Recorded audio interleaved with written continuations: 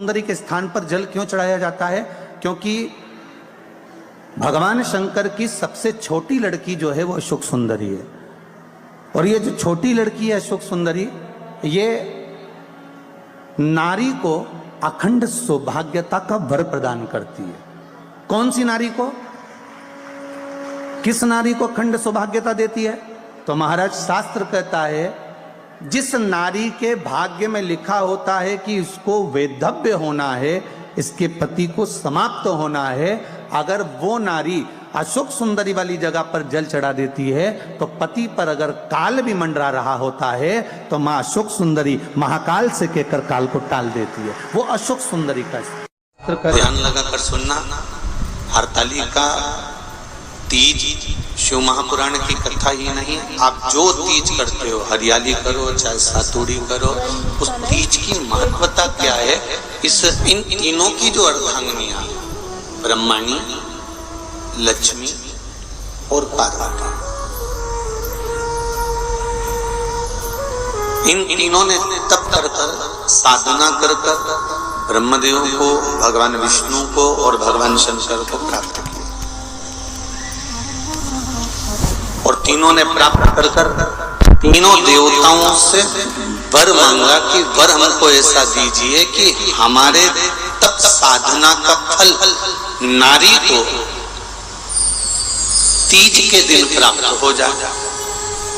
अब देखिए जरा, एक ही व्रत से, एक ही उपवास से उसको संपूर्ण तप साधना का फल प्राप्त हो रहा, संपूर्ण तप साधना का फल उसको मिल रहा। मात्र एक व्रत से, केवल एक व्रत कर रहे हैं और संपूर्ण तप साधना का फल उसको प्राप्त हो रहा है। ऐसा कोई व्रत, ऐसी कोई साधना, ऐसा कोई शंभो शरण पड़ी आगो घड़ी घड़ी दुख काटो दया करी न दर्शन आपो शंभो शरण मांगो घड़ी रे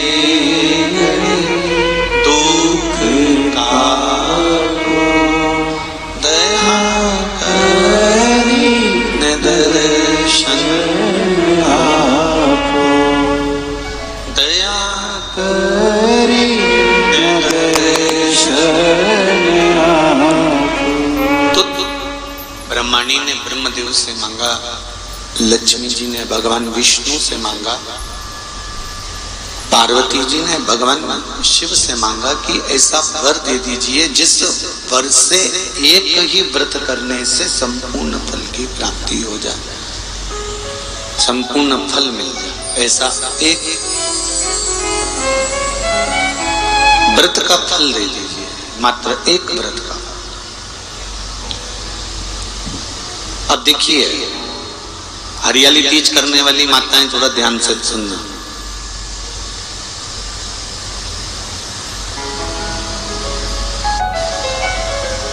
हरियाली तीज जब माताएं करती हैं तो एक हरियाली तीज, एक गणगौर की तीज, ये दो तीज के व्रत ऐसे होते हैं जिसमें जब माताएं करती हैं तो उस समय पर उमा, ब्रह्मणी और लक्ष्मी, इन तीनों की आराधना का फल उसको केवल एक व्रत से प्राप्त हो जाता है। अब देखिए दूसरा, सातुड़ी तीज।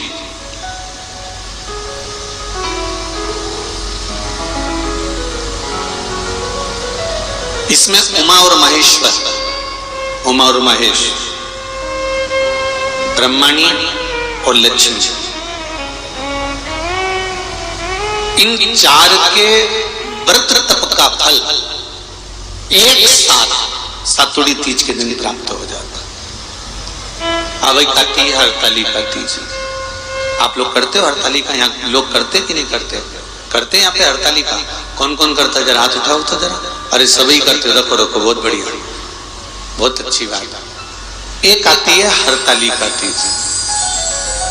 इस तीज का व्रत माता पार्वती बेल वृक्ष के आनंद के साथ में फुलेरा बनाकर करती है, और जिसमें इस हरतालिका में माता पार्वती जी के जितने जन्म पहले हुए हैं, माता पार्वती का जन्म तो 52वें नंबर का, 52 नंबर पे माता पार्वती का जन्म है।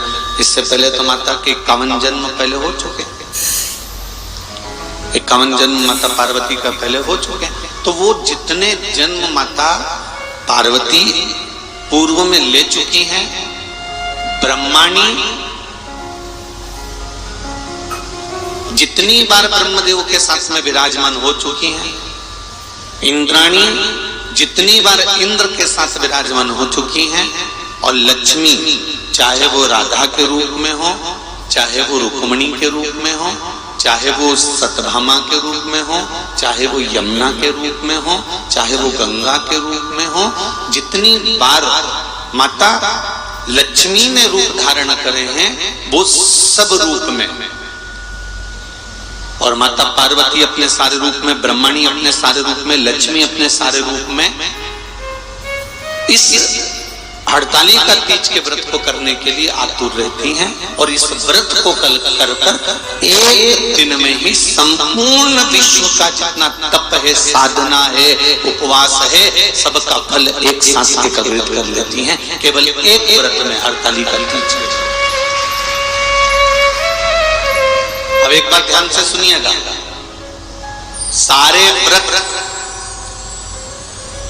आपका अगर स्वास्थ्य खराब हो गया तो आप व्रत छोड़ सकते हो। जितने भी व्रत आप लोग कर रहे हैं पूर्व के, सोमवार, मंगलवार, एकादशी, छठ, पंचमी, चतुर्थी, अगर आपका स्वास्थ्य खराब है तो आप उस व्रत को छोड़ सकते, सारे व्रत को छोड़ सकते।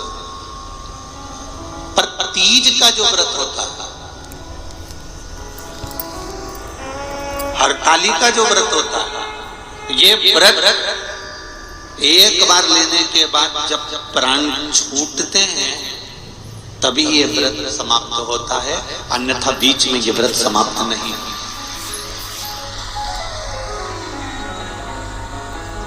ये व्रत समाप्त होता ही नहीं। अगर शरीर से नहीं बनता कि अब हमारी अवस्था हो गई, अब शरीर से नहीं बन रहा है, तो भले एक पहर की पूजन कर कर, एक पहर का नियम धारण कर कर, एक पहर का स्मरण कर कर, एक पहर का पूजन कर धारण करो, और उसके बाद में भले आप थोड़ा सा जो भी आपको लेना है वो कर लो, पर इस व्रत को करना ही पड़ता है। इस व्रत का नियम ही है।